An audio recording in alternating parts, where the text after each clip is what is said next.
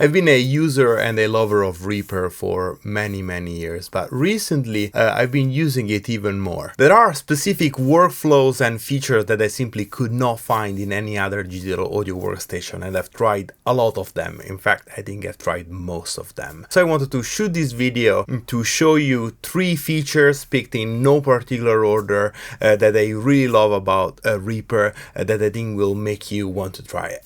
The first thing we're going to look at is a way to automatically pan symmetrically a bunch of tracks all together in one click. I'm going to show you this on this explosion that I'm currently designing.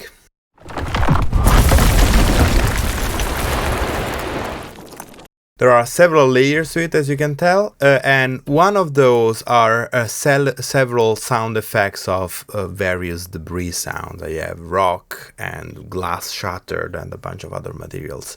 And all I need to do is just to select all these tracks. And then I have a key command for this.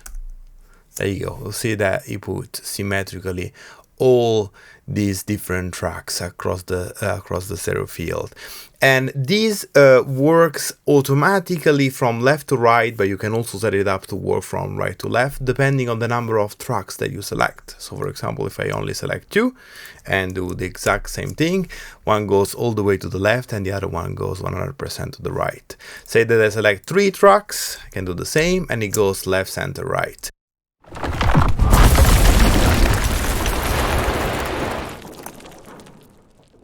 I'll show you how to set this up. It's actually very easy. You do need the SWS extension. It's one of the most famous, if not the most famous, library of extensions for Reaper.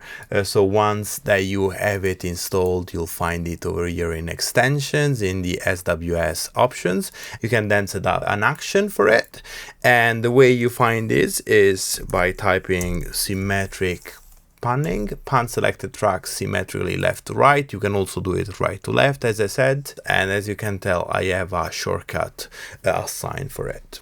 Number 2 is how easy it is on Reaper to add a specific plugin with a shortcut. To show you this one, I'm going to bring my mixer up. For example, there is Pro Q and Pro C by FabFilters that are basically my go-to EQ and my go-to compressor. And these live on maybe 90% of my channels, on my tracks. So let me show you how easy it is for me to add them on any one of those channels. Let's start, for example, from here. And there you go.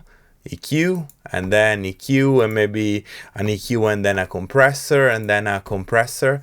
The reason it's so easy for me to add them to a channel is that I have shortcuts set up on my Stream Deck. So in one click of a button, I can just add one of these plugins to a single channel. Setting this up is embarrassingly easy. Let me show you how to do that. You just go on any track.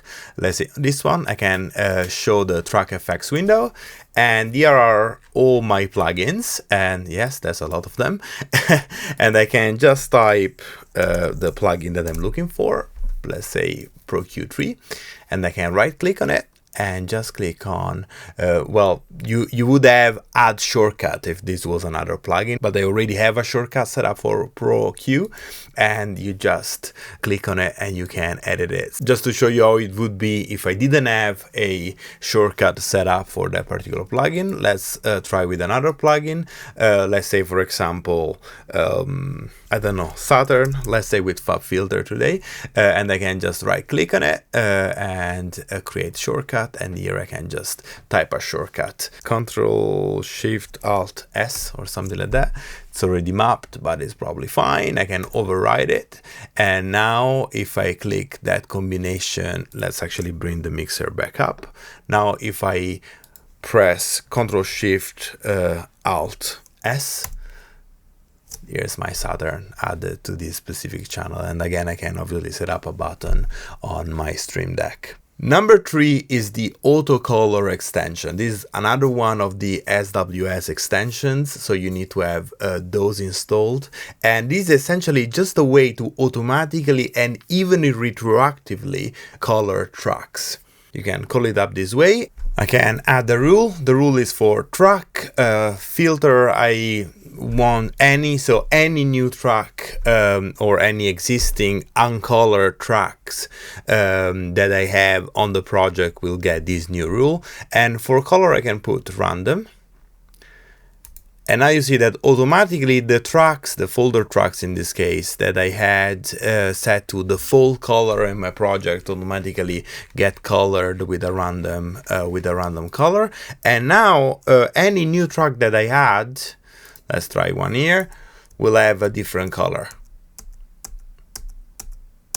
Pretty cool. But now another thing that I can do, for example, is to add another rule and set it so that any new track named guitar has a specific color, and let's say that I want my guitars to be, I don't know, pink. Okay, and I need this to be up in priority so that it overrides the new track as random color. And now if I add a new track and call it guitar, that will be pink. And you can also use existing tracks that contain a specific word. So for example, if I set another rule and say that any track that contains the word debris is the color yellow, for example, it doesn't work because it needs to be higher in priority. And there you go, very powerful.